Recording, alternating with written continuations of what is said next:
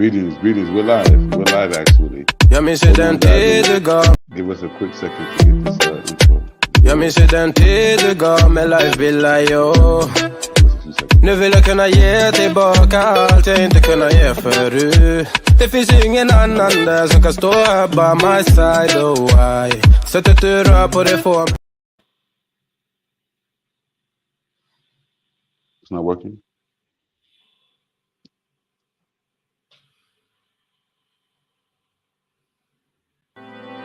Okay, yeah, we have some technical difficulties. Jag minns ju den tid du gav med life villa, yo. We're gonna go right into the show. Hopefully we can nu vill jag kunna ge tillbaka allt jag inte kunnat ge förut. Det finns ju ingen annan där som kan stå här by my side, oh why. Sättet du rör på det får mig att dö för det, baby. För de här yardis, de vill ju bara dra ner oss. Men du är fett och vanlig.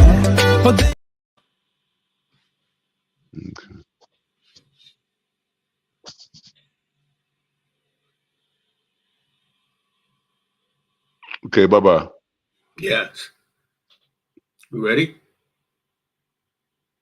I think you're on mute.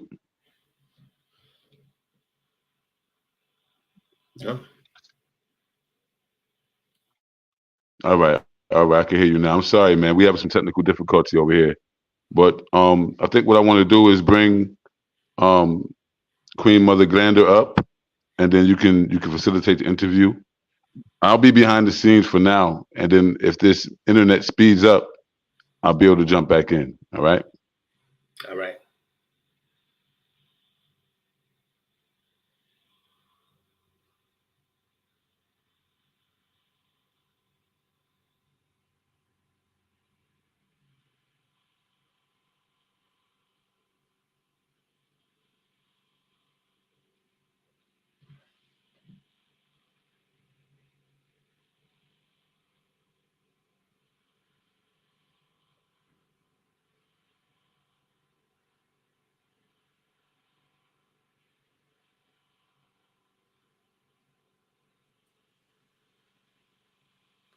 Hello. Today, good morning. Today we have the wonderful Queen Glander Pressley on the show, Gullah House historian. Queen Ms. Glander, tell us a little bit about yourself and your background. My name is Glander Pressley, and I am a fifth generation Gullah, and I grew up in a Gullah community. The community that I grew up in was pretty much surrounded by 3 plantations. We had the Old Morrisville Plantation, Oak Hall Plantation, and Mingo Plantation. So all of my ancestors that were in the community in the early years were working on those plantations. So as I was growing up, the one I'm most familiar with is Old Morrisville Plantation, which is maybe like a mile away from my house is where the main house was. That's the one that my grandfather was like a sharecropper. His dad was like a freeman, and his great-grandfather was like a enslaved on that plantation. So even when I was growing up, a lot of things within the community, the cabins, the different slave houses and things they had, my family lived in them. And so within my community, we had a very close-knit community where we did a lot of things together. We had certain days that we did certain things. They had a day set aside for quilting. Sometimes the community came together to make medicine.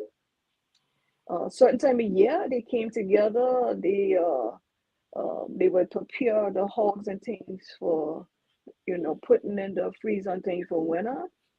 So I had a very interesting life.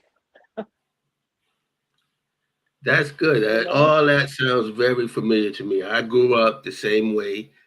Grandparents did hog butchering, and they did all that stuff too. At this time of the year, they would be getting the wood ready for the fire and all that type of stuff. This is Hoodoo Heritage Month. So tell me about how that applies to the Gullah people. Can you repeat that part of it? Break down. Oh, I was saying that this is Hoodoo Heritage Month, and tell me about the traditions and you know what the Gullah people do for Hoodoo Heritage. Well, actually, a lot of people in the Gullah community now, they don't speak a lot in reference to the hoodoo. But I do remember growing up, it was a practice that they really was into, and then some people probably don't really fully understand it or think about it in that reference to the fact that there were several things they would do. Everybody had them a rabbit foot they would always carry around, saying for good luck. You had some people in the community they reference to as being root doctors, and they were saying, some were saying they were spiritual. There were some that were saying that they were cast spells and stuff. And so there were just several different things in the community that some people partially believe in, and some people didn't fully understand. Mojo bags. So some people would have mojo bags and things like that. And like the different colors represent different things. And some people didn't fully quite understand how that worked, because right now, even though this is Hoodoo month for the Gullah Geechee culture, I think that a lot of people in my community now has actually got away from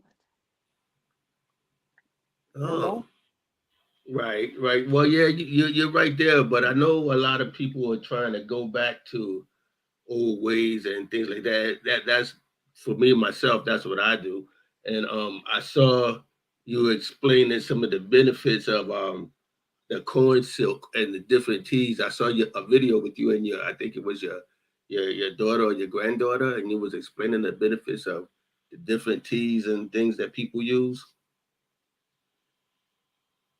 Yes. Growing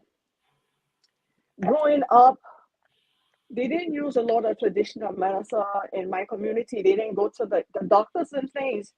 They always reference to all of the natural things in the environment. And those are things that I grew up with.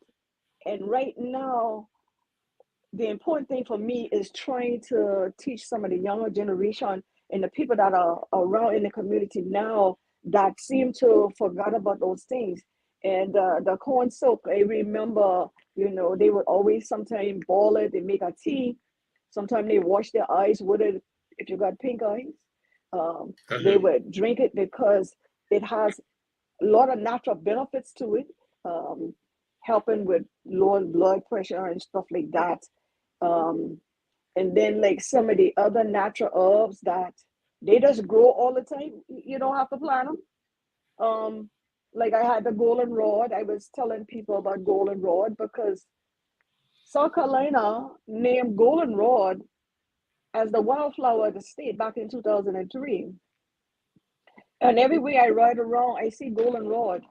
And when I see these things, I realize that a lot of people, they got away from it and they don't know the benefits. And so that's why sometimes I just stop and I will get something and I would just do a video. I have lots of video I hadn't posted yet because, there were times during the summer, I would just see a huge mullen leaf plant. And, I say, well, people don't really know about mullen leaf like that anymore. They got away from all those things, so just different things like that. Even the hyssop was out there, and I was talking to someone about hyssop, and they said, what is that? I said, well, it's like a little flower plant thing. It just grow, and the thing about hyssop, that is the only plant that I know that has a rectangular stem. So that one is easy to identify. And the benefits of these things are actually, I think, very good because they don't have a lot of side effects. They don't have side effects like the traditional medicine.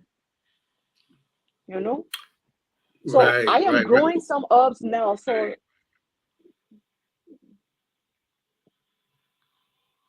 Okay, okay, yeah, but that's what my grandmother used to do. She used to grow some things, and she also used to walk through the woods and pick up various things.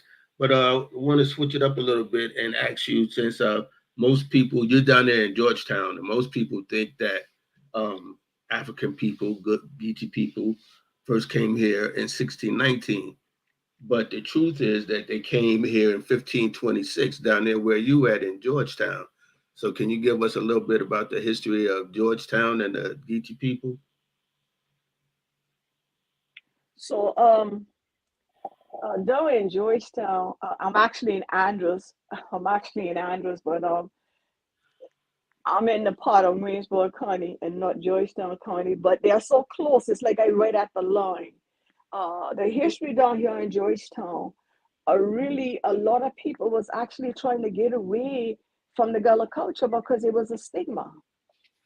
And the stigma down here in these areas was the fact that if you were a Gullah person or if they say you speak Geechee, they say you would not be able to get a decent job or be able to be successful if you continue to speak the Gullah language or if you speak Geechee.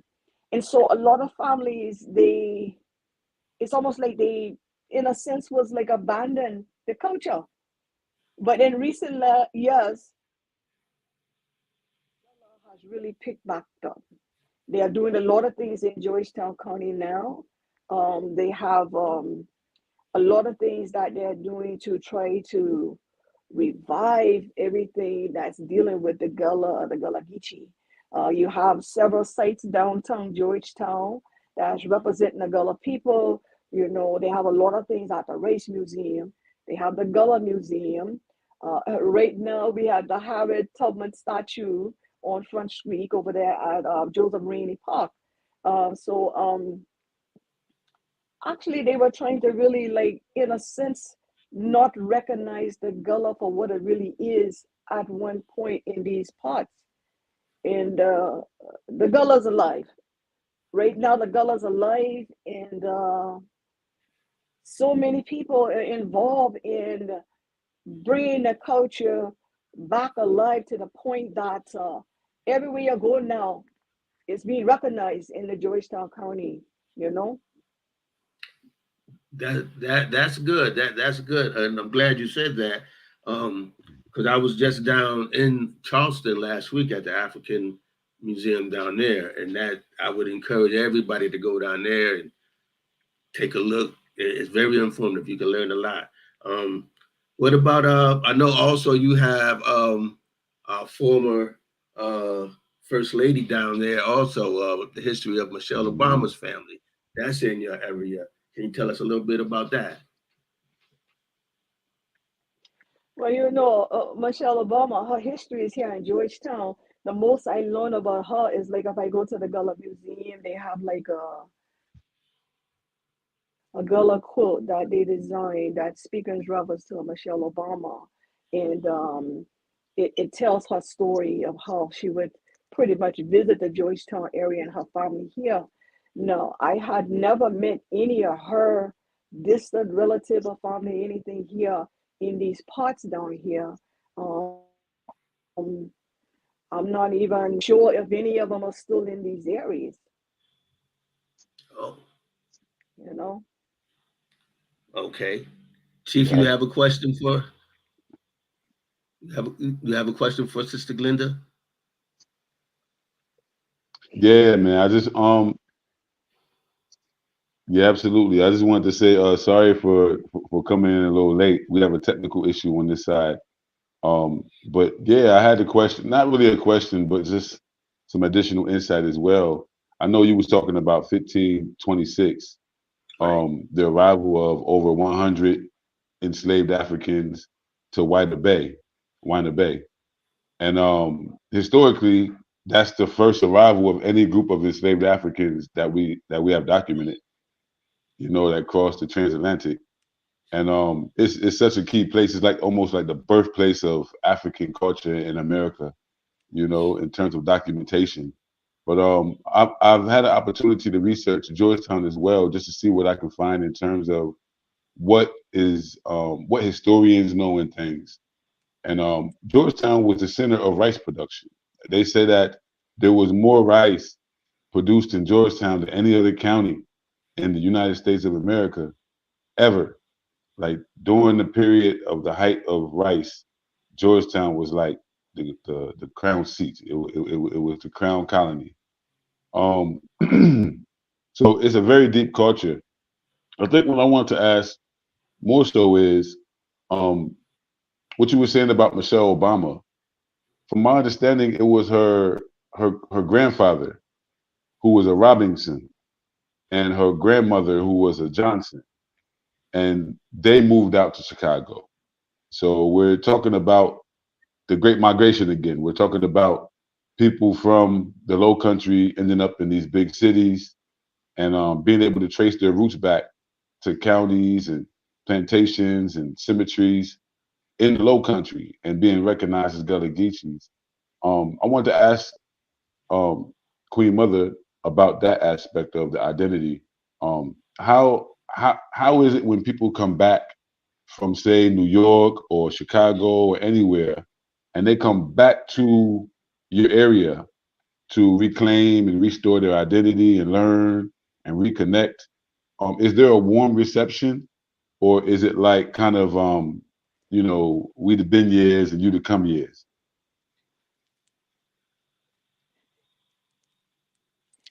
You said it. Because see, a lot of times when family leave, um, when they come back, we tell them, you come here, I have been here. That's what we do, tell them that. But the thing is that a person that migrated during the Great Migration, they missed out on a lot of things about the Gullah culture. And when you're coming back, it's hard to catch up. You can learn different things, and but that experience of actually being in the culture could never be replaced. Mm-hmm. That could never be Mm-hmm. replaced.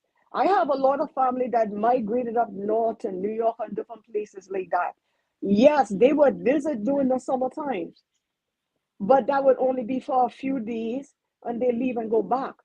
But to be in the Gullah Geechee culture and to be living it every day, know the different ins and outs about different things, you would have to actually be here to experience that. I mean, Mm-hmm. if you migrate and you come back, how you going to experience to know what it's like to walk across a field and you're foraging and you're finding sorrels, you're finding maypops, you're picking blackberries, you're going and you're finding different plum trees, you're finding wild strawberries, you got crabby apples. See, it's hard to get that back. You can't get that experience. You can come back and try to immerse yourself in the culture, but the true living a life of a Gullah Geechee person and things that you experience in your everyday life as you're growing up, you can't get that back when you migrate and come back. Even though Sankofa say if you leave something behind, it's okay to go back and fetch it.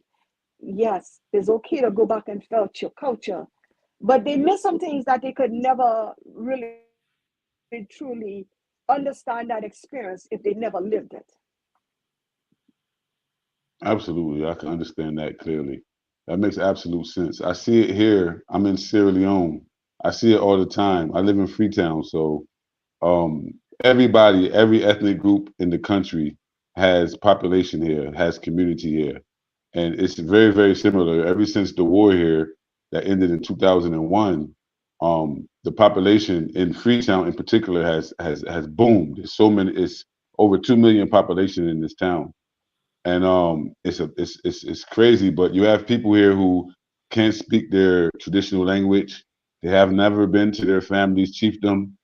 They're displaced. They're displaced. They're people who were, if it wasn't for the consequences of war, they would not have been. They would not be here in Freetown. They would not be forcefully separated from their culture.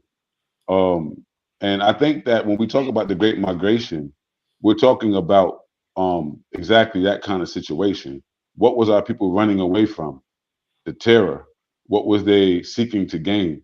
the opportunities. I don't think it should be like a punishment for having been displaced, being that Africans ourselves have been displaced so much in so many different contexts.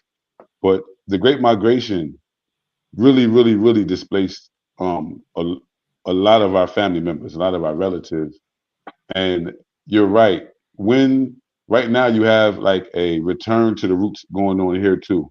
People now they're having children here, but they're making sure they go back up line and making sure they get back to the chiefdom.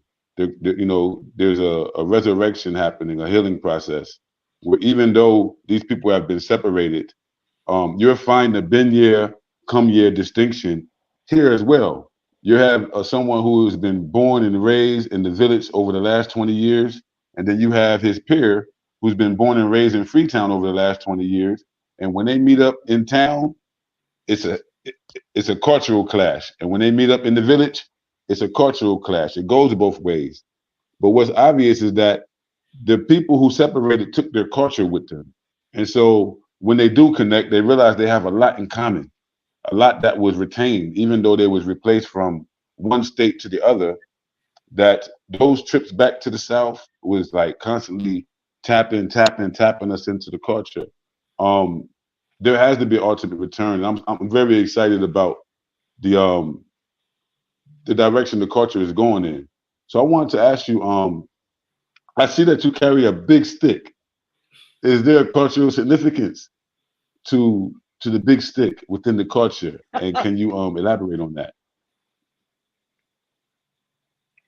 So really, I have the stick because so I am supposed to be walking with a walking stick, right? And so I said, well, you Mm. know what? Well, in my culture, they carry a big stick. So I said, well, I will go ahead and get the big stick. But I know that the big stick, in a sense that when you're out and you're walking, like in my area, people carry big sticks all the time. And Mm. it might not necessarily be the type stick that I have, but the fact that it's supposed to represent royalty and it's like in the area when we are out and about, we have sticks and things because of we don't know what we're gonna meet up with, you know. And Mm. Mm. yeah, you have your stick is almost like a defense to be able to defend yourself. If I am walking in Mm. my community, somebody might have dogs, so I got a big stick. But Mm. for me, it symbolizes a part of the culture that royalty, you know. But I am supposed to have a walking stick. And so I think that when I am out there, I better with a big stick. That's significant because I remember my grandma, Miss May, used to always walk with her stick when she would go to the mailbox down the road, and she would carry her stick with her in case, like you said, she might run into a dog or snake in the road, and she wanted to be able to attack it or whatever she was going to do. But yeah, my grandma May always had a stick also. Yeah, I like that. I like that. Like you said, on one hand, you need it to get Yeah, around, but on the other hand, it has to serve a purpose. It has to be something that can defend you from harm. That's royalty, Yes. and royalty thinks about those kind of things.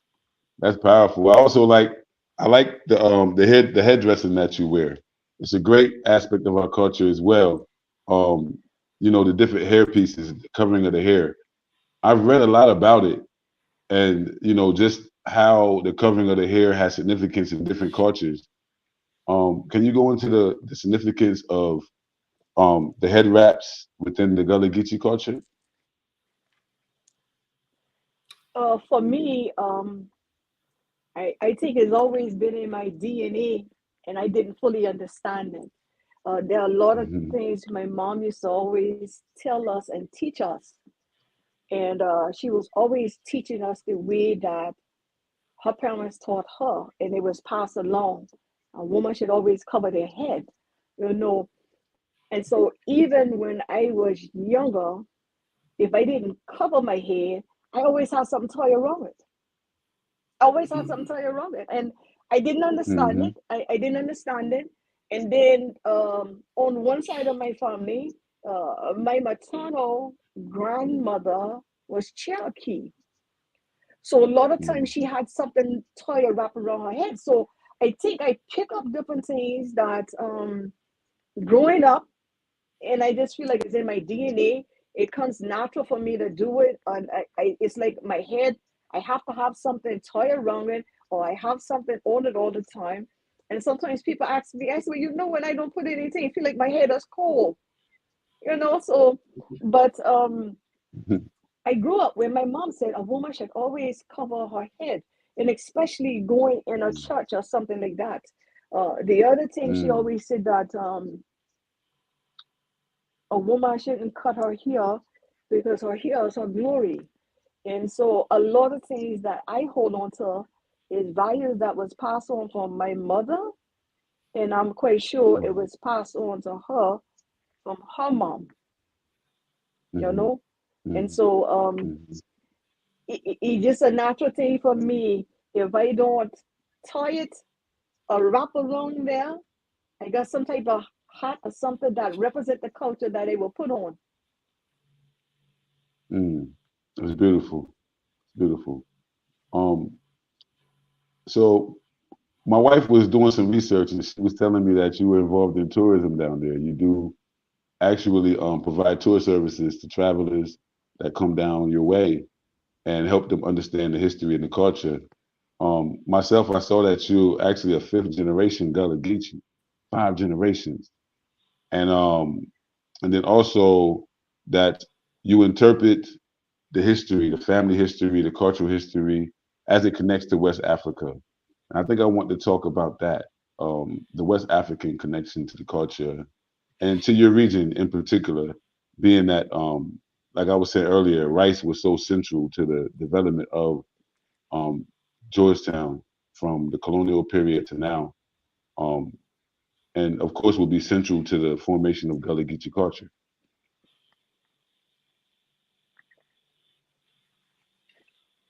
Um, so I work at a plantation. I work at a plantation.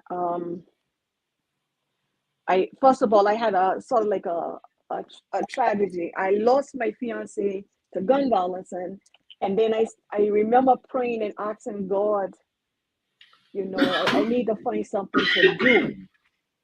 And I saw an advertisement for a Gullah interpreter at a, Mm,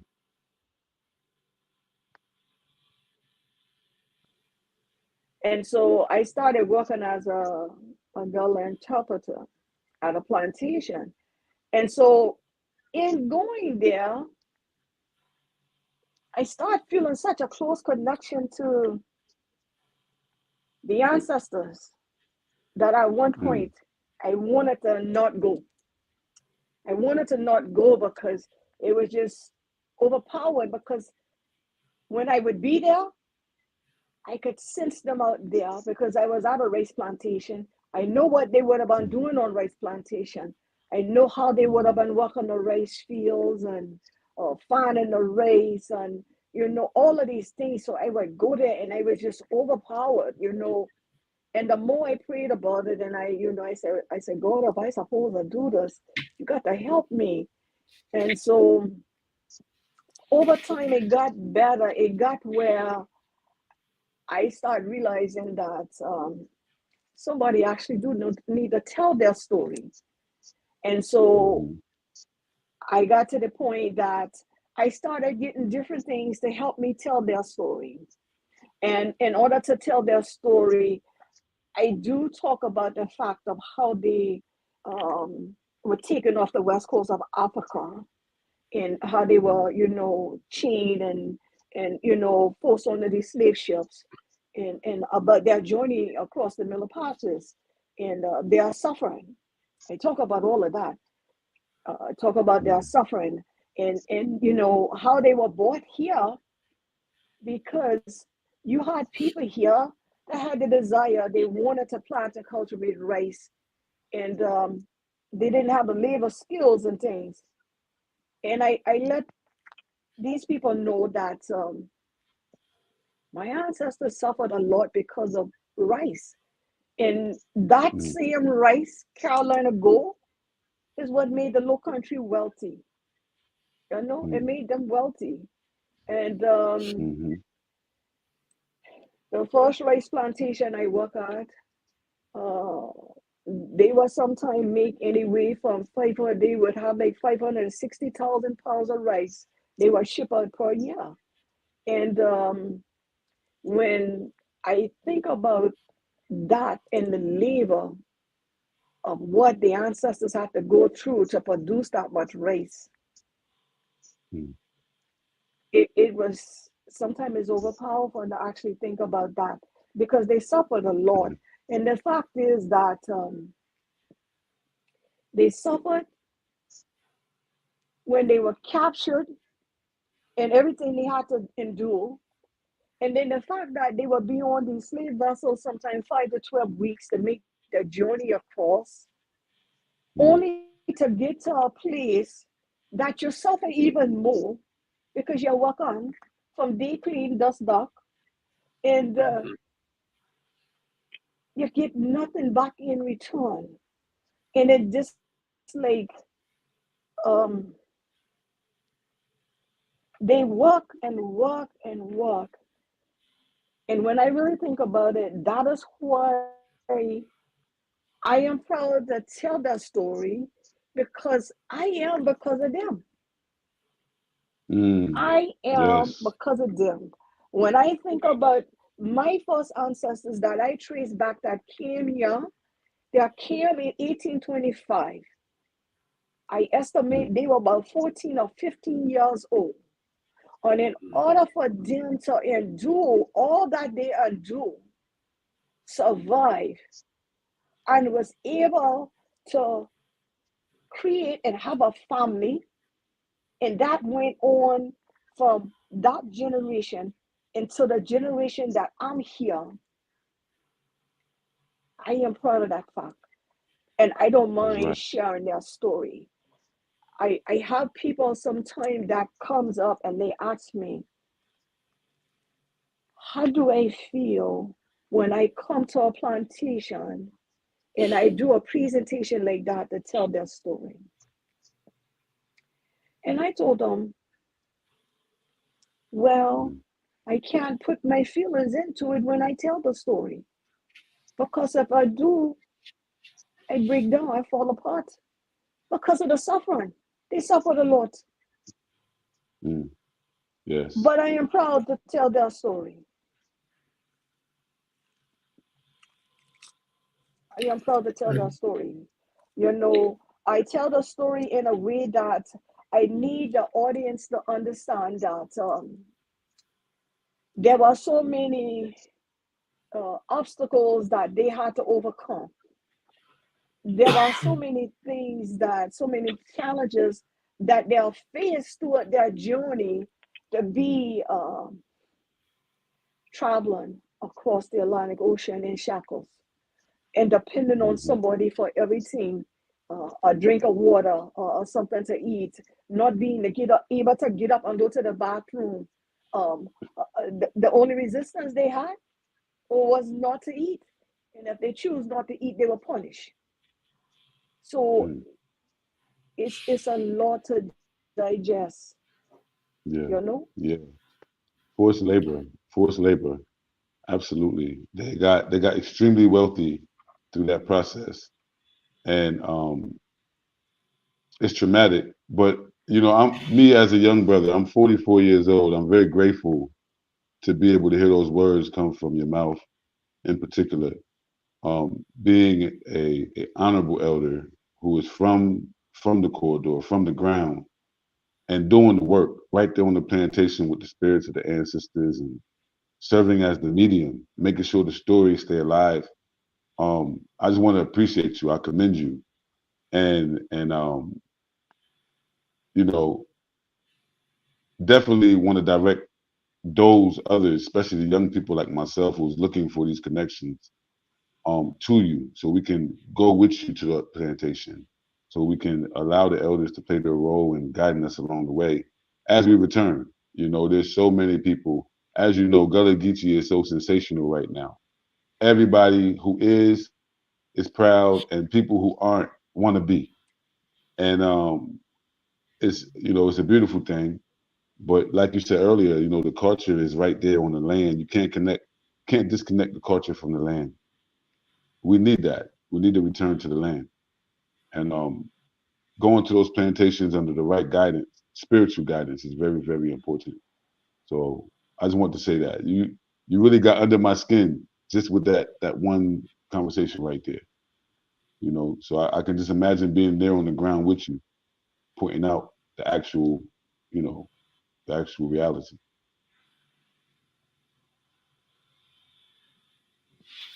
So Baba Kimo. Oh, that's good. That's good. I like that also. But let me switch it up a little bit and ask you about, you had the Harriet Tubman statue coming to Georgetown and various places throughout South Carolina. How was that experience?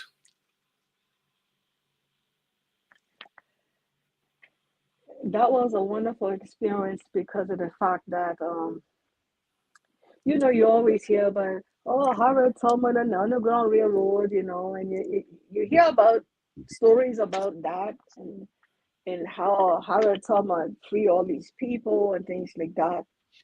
And so whenever the statue was going to be coming through, I contacted Marilyn Hemingway. I said, Marilyn, I want to be in the convoy, She said, okay. So I got in the convoy, and in my mind, I am thinking like how these people would have been on the underground and they're following Harriet Tubman. So they made several stops, and it was very hot that day. It was very hot that day. So by the time we got to the third stop, I was like, oh God, I'm so tired, I say, I can imagine. See, then in my mind, it's putting into perspective of what these people actually had to go through. They're following her around at night trying to get to freedom. She was trying to get them to freedom, and they're going from different safe house to safe house, sometimes wading through water, sometimes hiding in places you wouldn't even think about. And they had to go through all that. I was in my car just riding behind the thing. And by the time I got to the third thing, I was tired. And I said, Lord, I tired. So that really put in the perspective of what they had to go through on the Underground Railroad, traveling at night. And so as I follow the statue, we stop at several areas, and I would look at the statue, and I would look at the way they had her dress and everything. And so I made a comment to one person. I said, oh man, I said, she got on programs and everything, like that. And he's like, what is programs? So do y'all know what programs is? It's the shoes. That is a thing. Yeah. So, yeah, programs back in the day, it's like, man, put your programs on, you put them on. And so this person was like, what you mean programs?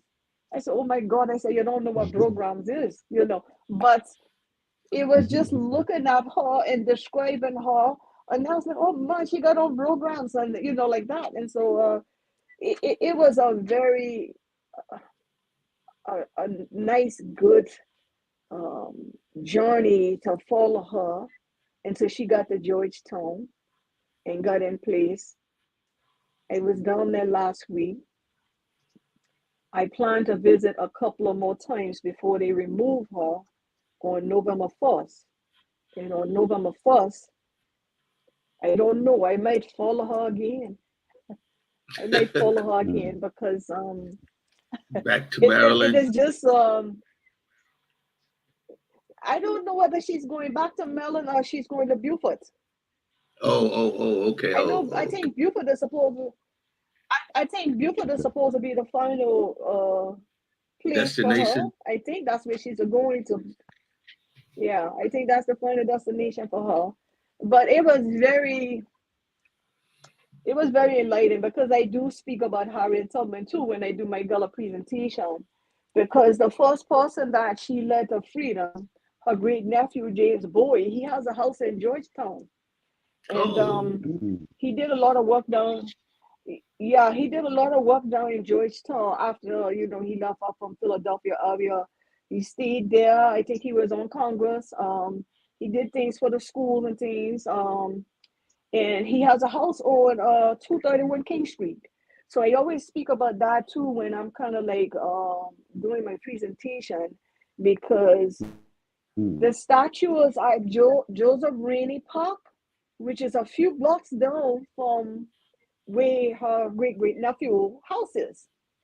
And that house was dedicated in 2019.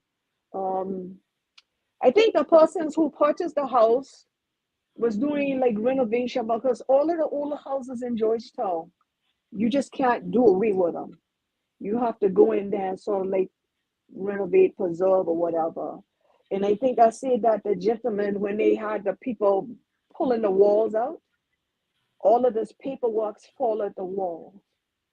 And they were able to go through it and realize that that house was James Bowie's house.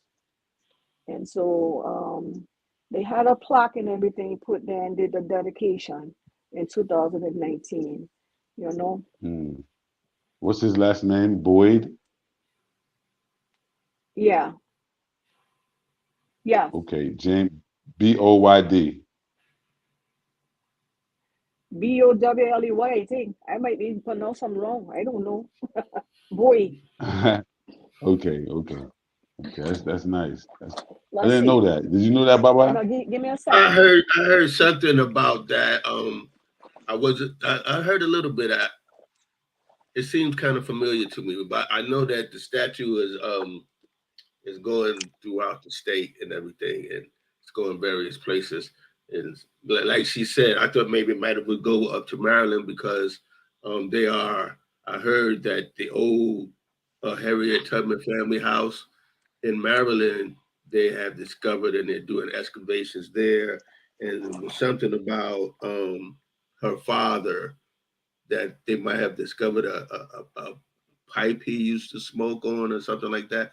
But they have to do something with the old house in Maryland, because the land is hard to get to it. It's something about the land erosion and all that type of thing. And they're kind of on a timetable to preserve what they can.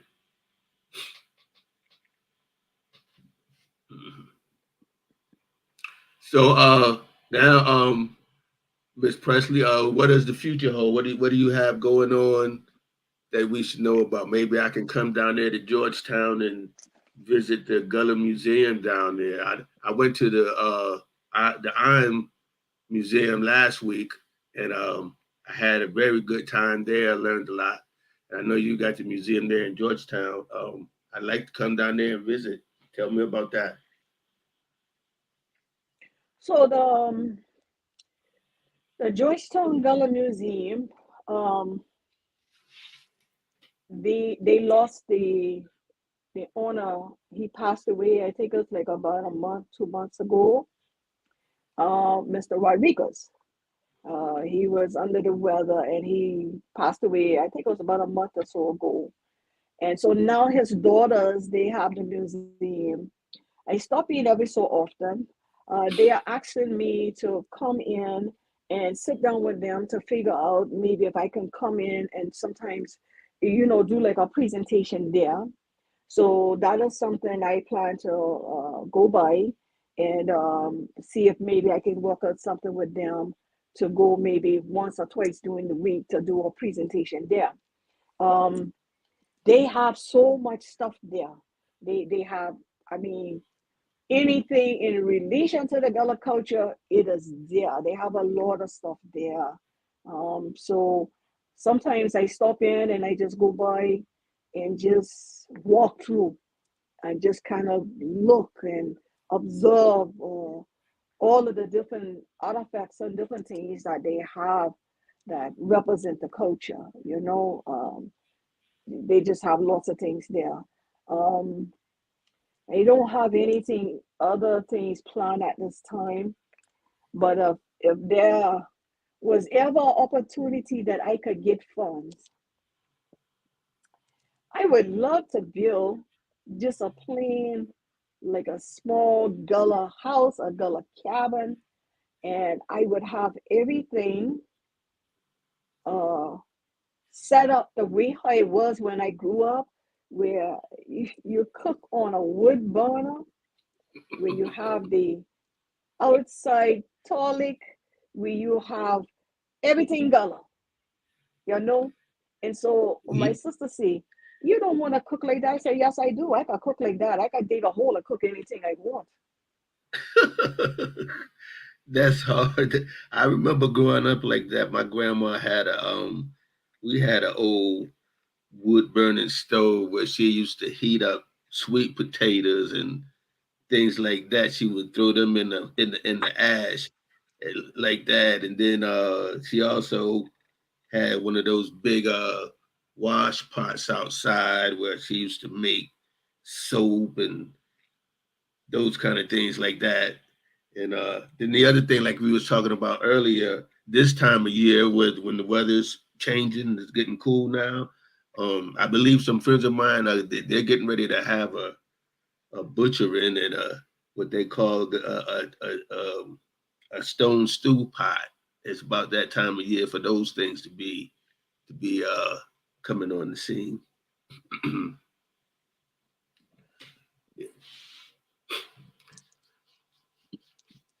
You got anything, But Chief? I would love to be, I would love to be, if I had like a girl house or cabin, all these different aspects that we just talk about, I would use it as a teaching opportunity for the younger children to really get an inside look of what it was like growing up Gullah. You see, from from the fact that they have it so easy now, everything right there at their fingertips, and I would love for them to be experienced that I would have an area set up for them to do laundry with the old washboard and things like that. They could So I that think that that would be that a would hurt key. them. That would hurt these young folks these days. My grandfather had a saying where, when my grandfather, he was a plowman, and he used to say, "When you put your hand to the plow, you never turn it loose." And that was, that he meant. He said, when you start a job, you got to keep on that job until you get it done. You can't give it up. These young folks today, they not built like that no more. Everything is instant gratification. Yeah, it's the Yeah. culture. It's the culture. The culture has changed just over in the last 20, 25 years. The way that people consume information, how we go for information, how we determine what is logical information, what's right and incorrect. It's so easily available. It's so easily accessible that information has replaced even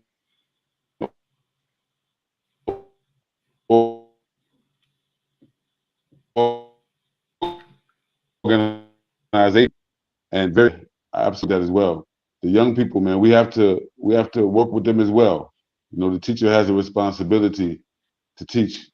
You know, the young people, they just learn different. We gotta be on our p's and q's too about how we give it to them. And I think like hands on is how people learn best. Like you said, teach them how to wash clothes the old school way. Show them how to fan the rice. Do some of the labor that our ancestors had to do to make that connection. It's like the reenactments. Some people from the wars, from the Civil War, you have reenactment groups.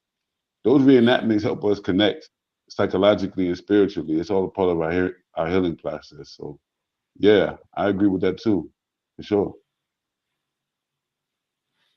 Yeah.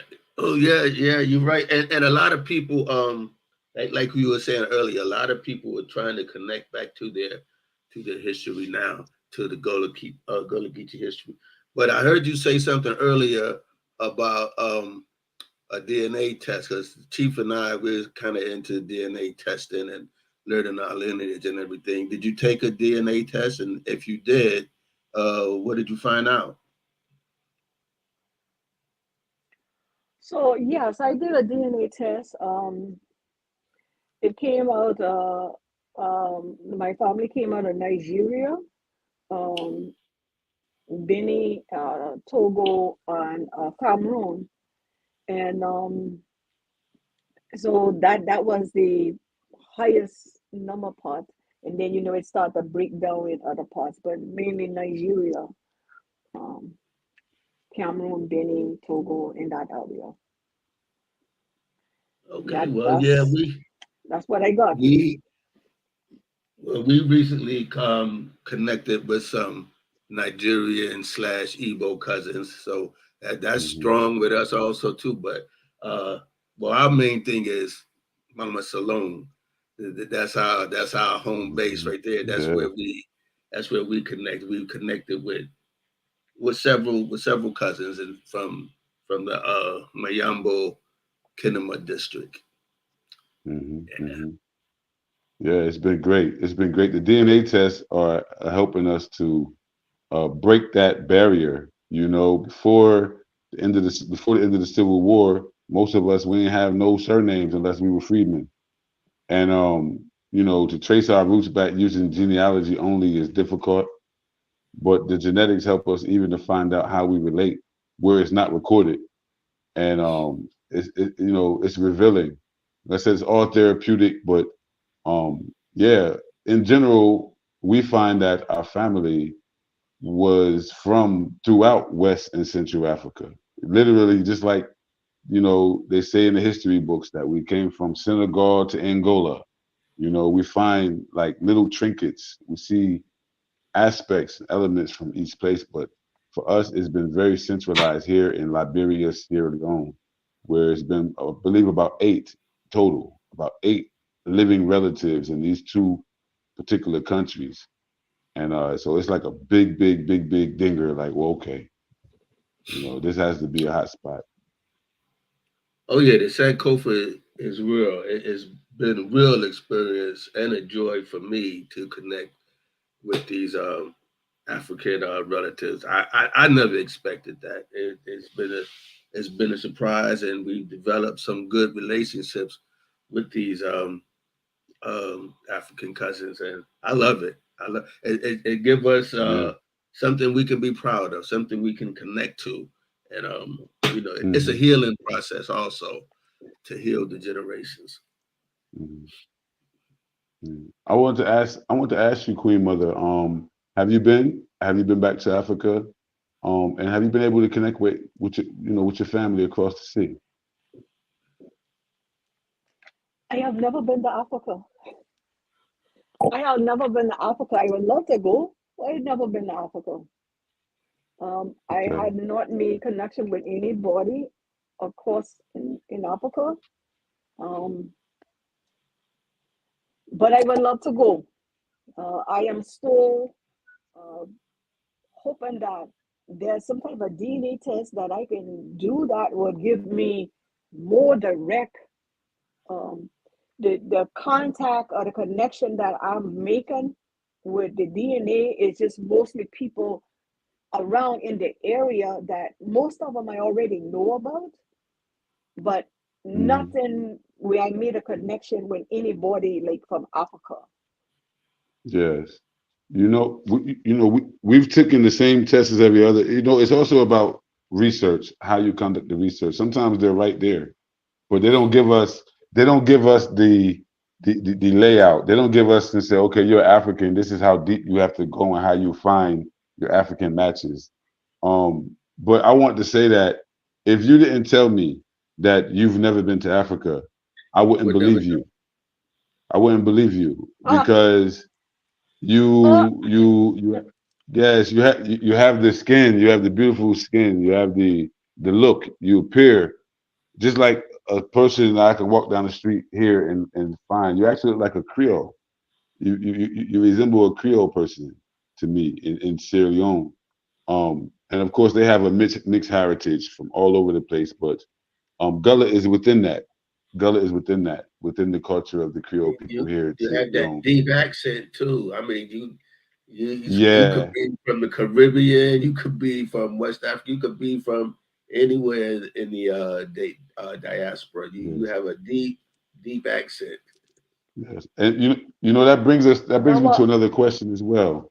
You know, we are Africans. We are Oh Africans, yeah. but it's like our culture, the Gullah Geechee culture has done such I would say a miracle. It's a miracle. Our culture is a miracle because it's been able to produce and reproduce African people who are in touch with their culture and their beingness despite slavery, despite Jim Crow, despite all of what we went through. Um, and I think that's the story. It's like a survival story. It's like, you gave us your best, and we just thumping our nose at white supremacy, like we still here. It's so powerful. If you didn't tell me that you had never been to Africa, I wouldn't believe you. You appear as if as you spent years here.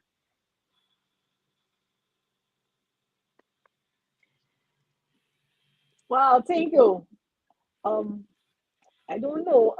The thing about growing up in my community, we had a lot of elderly people in my community that whenever I got integrated into elementary school in the late 60s, early 70s, those people never had any real schooling so far as with English. So they were like the Mm, original Gullah speakers. And so even though in school, when they are trying their best to actually probably teach us standard English or trying to get us to speak standard English, they even give me a speech therapist. But the thing is, you can use that at school. But when you go back to a community where you got not but Gullah people that always speak Gullah and ain't never had standard English, you can't use that home. mm, And so mm, I think that that is the thing that caused a lot of people in my community to be able to still use the Gullah or speak the Gullah. And I can speak standard English, but the thing is that in recent mhm, years, I choose more so to try to use my Gullah words within my English words a lot. And I actually do have some people they'll tell other people, she don't always talk like that. I said, no, I choose when I want to speak standard English, and most of the time, no, I don't want to speak them. You know, but mm, mm, it, it is maybe that's why when I do the presentation and things like that, the people are so, I have their attention, and that's probably why, mm, because they actually probably because a lot of them do ask me when did I come from Africa. They tell me I never mm, been. They say you're serious, you never. Somebody came through to do a presentation on yesterday, and this guy was actually from Sierra Leone, and he is doing work in Pennsylvania, and he was down there traveling, and he came and he had a long talk with me. And he said, "Oh, you're serious? You've never been to Africa?" I said, "No, I never been to Africa." Buddy, in my DNA, it is in my DNA. I named my daughter. I yes. gave my daughter a Swahili name, and I didn't even know it was Swahili. I just named her Mm, that because that was the thing that was in my thought. I named her Avani mhm, Maisha, and that means women of faith. I mhm, didn't know it at the mhm, time. mhm, mhm. That's So I that's that's guess we can powerful. say that the things that are in our DNA, things that are in our DNA are with us all the time. And no Mhm, matter whether I ever been to Africa, Africa is in me. mhm. I say, you are Africa. You are Africa. We are Africa. Um, man, I'm almost speechless, but I want to say, also that I've been here 10 years. I've been living in West Africa for the last 10 years. I've planted rice here. I've done the farming. I've been to the villages, and one thing about it is that you're so correct. It's in the DNA. There's so much that no one told me how to or when to do it, but I instinctively knew to kind of go along with the flow of the culture, and it wasn't strange to me. It was normal to me. I'm like, dang, we do that where I'm from, and it happens all the time in the culture here, and it just shows you that, like what you were saying, when you experience the culture, that's when you can see the different nuances of the culture that make it distinct. My mother could speak similar to how you speak, and she would go off in tandems, and it would come out. And sometimes when she was talking to elders, particularly people that she knew from the South, they would be talking in a whole nother vernacular, and you would have to listen close. But I never spoke like that. I could hear it. If my mom spoke to me like that, I could understand what she was saying. When I reached Freetown in 2013, it was that exposure and the exposure that I had to like Jamaican reggae music, that patois in the music, that allowed for me to I needed no interpreter in Freetown. I could hear the Creole, and then back now, me I able for talk on. Just like say you're able for talk the Geechee, me able for talk the Creole, and I know say if you able for yedi me, I able for yedi you back. You know, eh? Now the same tongue where we ancestors come back over the water, past 230 years old, we come back to Freetown. Now we town now there. You know, eh? So we give for try. We give for tripod we own language no more. Because we suffer. Here they can tell you say talk the Creole by force. Because we ancestors had to speak this language by force no more. We never choose them. But nobody else have them but we. So it's marked by our own struggle, our own pain. It ain't marked this language here. It's global. It's global. It's global. And that's amazing. As Chief and I had these conversations sometimes where he'd be talking to me on the phone and he'd just be spitting rapid fire. We was laughing about that the other day. I was like, yeah, Chief, I understand you. You kicking it. You got that rapid fire speech, but I can understand you. So keep it going. Keep it going. I love that, man. We can converse like that now. Yeah. Yeah, yeah. Yes. Yeah.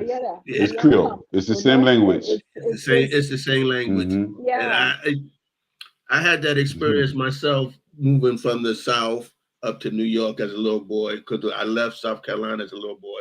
And when I got to New York, they used to tease me about my little country accent. And then it changed to a New York accent, and that just stuck. But now I'm back home. But you know, it hasn't changed. It's the same thing. Yeah. And you know Lorenzo Doe Turner, the father Yeah. of the studies of language, you know, he was from North Carolina. But when he heard that particular vernacular from that low country, he was like, wait a minute, what is that? What is they talking? You And know? he And first heard it here. yeah, absolutely. He heard it right there in Orangeburg first, South Carolina State University. And of course, we know that in previous generations, I believe that the language, the vernacular, the culture was a lot more widespread than what it is now. Now you find pockets where it's very, very strong. But I think that, you know, especially during segregation, where Africans had to rely on each other a lot more, African agency was more important. You know, we delivered our own babies through midwifery. We healed ourselves through our own, you know, home medicine, and even you know, preserved our own spiritual traditions in our own way. Whereas now, you know, we've been integrated. The whole culture has been integrated. We have to, in some way, compromise elements of the culture. Um, I want to ask, in conclusion, for myself, where do you see the culture going? Say in the next 30, 40 years, the next generation or two, where would you like to see our people at? When none of us are here anymore, where would you like to see us be in by the end of this century, so to speak? These grandbabies that we see walking around right now, when their grandbabies is walking around, where you want to see our culture at? How are we gonna get there? I would like to see our culture still being preserved. So some of the work I'm doing now is where I'm trying to instill in some of the younger generation so that they can have the knowledge of how to do certain things and how to preserve the culture. My Mm-hmm. grandson, what I do is, because he loved to ride his bike, I take him down along that road. I am driving in the car and I'm going slow, and I'm looking out, and then I will spot something. I'm forging, and I'm showing him, come here. You know, you come here, son, you see this here? And I explain to him what it is. I tell him what you can do with it. Every opportunity I get, I am trying to get him to understand how to identify life everlasting, golden rod, black eyed Susan, hopsfoot, all of these different things. I'm trying to get him to see and understand what these things look like when they're young and what they look like when they mature. Mullen leaves, horehound, mint, lavender, all of those things.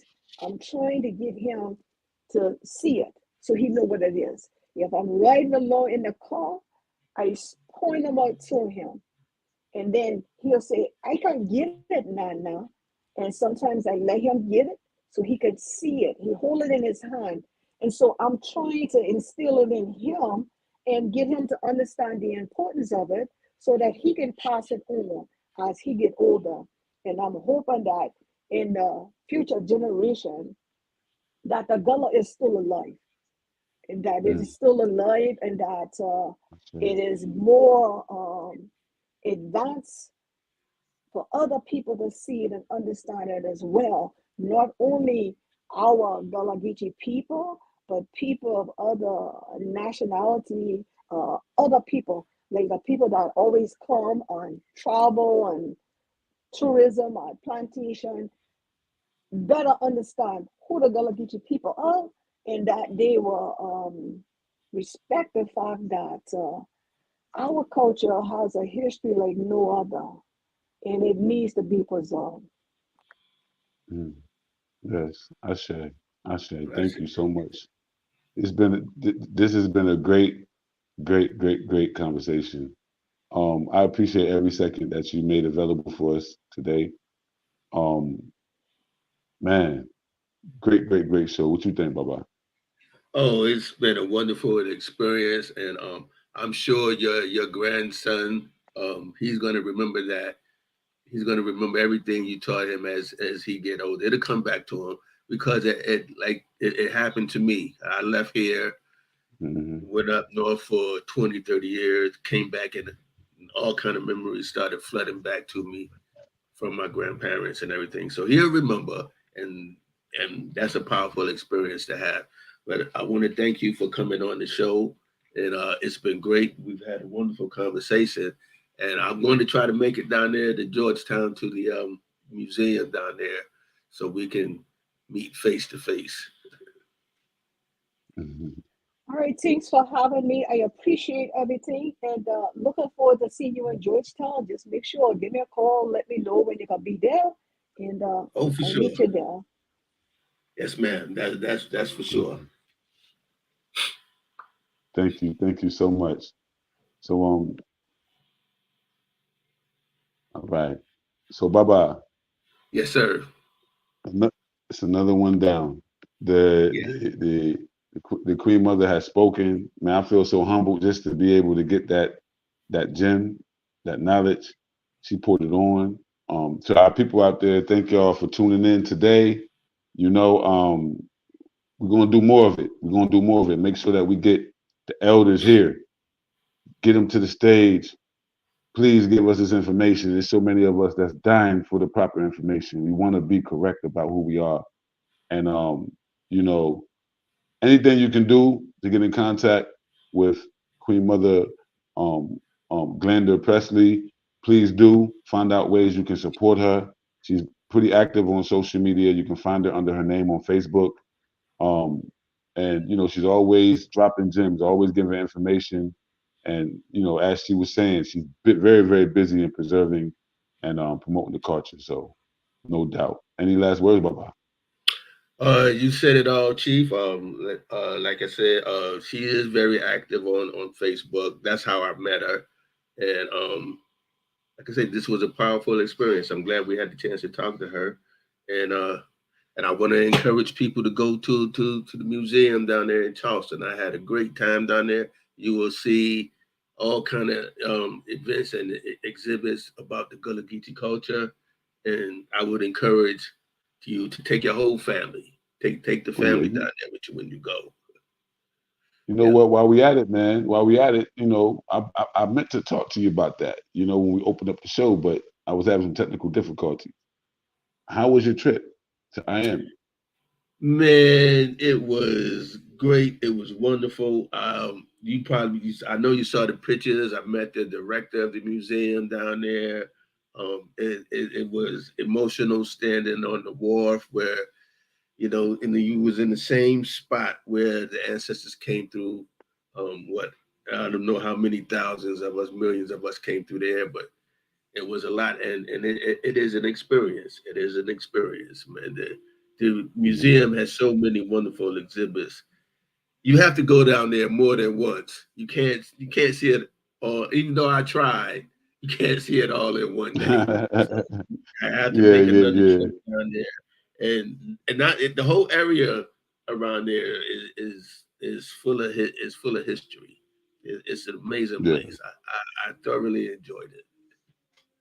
It's significant. It's so significant, man. I remember just the build up towards it, when it was just being conceived and people were saying it was coming.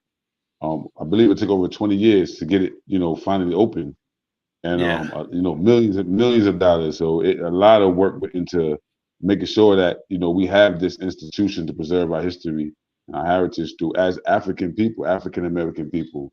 When you say International African American Museum, and Mhm. we understand that there was Africans that came into Gadsden Wharf, Africans, then I believe that along with this genetic genealogy, Africans on the continent are going to start identifying with the history more as well. Oh yeah. I pray for that day. I really pray for that day because oftentimes we identify with what happened to us, but we also identify with what happened in Africa, very strongly. But it's not always the same way. Sometimes um it's a cutoff. Like as soon as we were taken away, it wasn't happening to them anymore. And it's a narrative that comes from the way that we've been miseducated. One of the things I think that the International African American Museum stands for is to give us a place where history stands still. And there's no denying the international um, nature or relationship between all of the African people and families that will have a connection to that one place. It's very, very powerful. It comes alive, man. It really did comes alive. I was especially pleased to see um Orangeburg exhibit down there. They had Hmm. an exhibit about the massacre. They had a exhibit about the different cemeteries in the Orangeburg area. So I was happy to see Orangeburg included in that too, because it just Yeah, ties us man. all in. It's not just I consider Orangeburg to be part of the Low Country, so it's not just Yeah, around the Charleston area; it extends all the way up here also. So I was yeah, just pleased to yeah, see that as well. yeah, yeah. Me too. We talk about that often. Yeah, Geographically, there's no doubt about it. It's the low country into the fall line. Um, Culturally, we know that it's the same families because we do the research.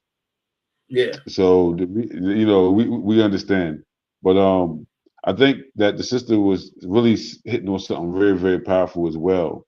Where she was saying like the culture being there on the ground, in the low country, down there by the coast, down there on the islands, is so much more of a cultural experience than what it would be the farther you get away from that area. Like we have this epic center of the culture, and I just want to, appreciate everybody out there who's in that corridor, regardless of where you at, that's grew up in the culture, that's been getting the information from the elders and maintaining traditions, and just say, man, for the come years that's coming there, be kind. We're family, and we want to learn too.